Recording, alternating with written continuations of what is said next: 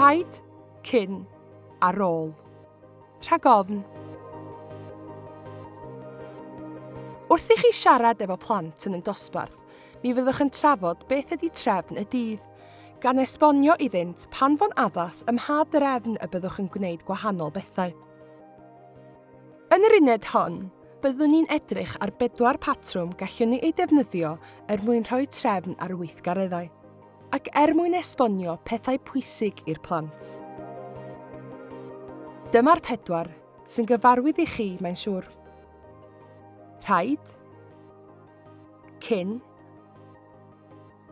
ar ôl, rhag ofn.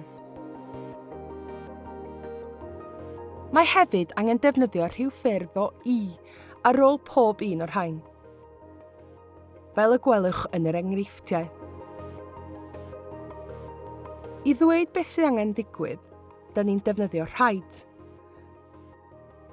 Gwrandewch ar yr enghreifftiau yma. Rhaid i ni fynd i'r tŷ bach i olchi dwylo.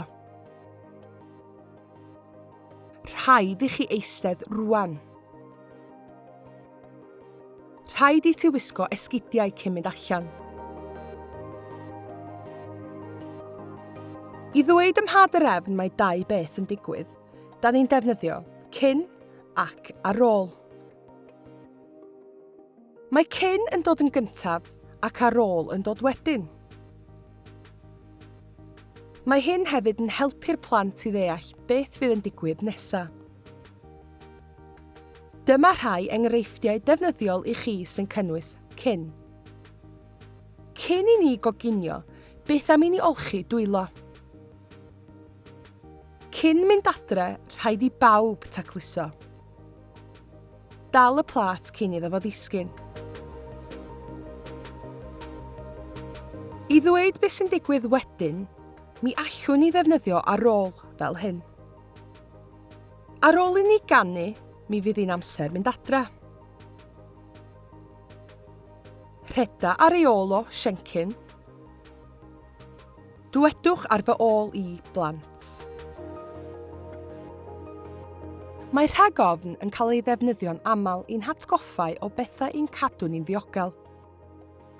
Ac mae'n dda defnyddio'r geiriau efo'r plant wrth ei dysgu i fod yn ofalus. Cuddia dan y bwr rhag ofn i Seth dy weldi. Gwisgwch eich cotiau rhag ofn i chi oeri. Symuda'r llwy rhag ofn iddi ddisgyn. Meddyliwch am fwy o enghreifftiau medrwch chi ei defnyddio efo'r plant yn eich ysgol chi, a defnyddiwch nhw wrth i chi siarad am drefn y dydd efo'r plant.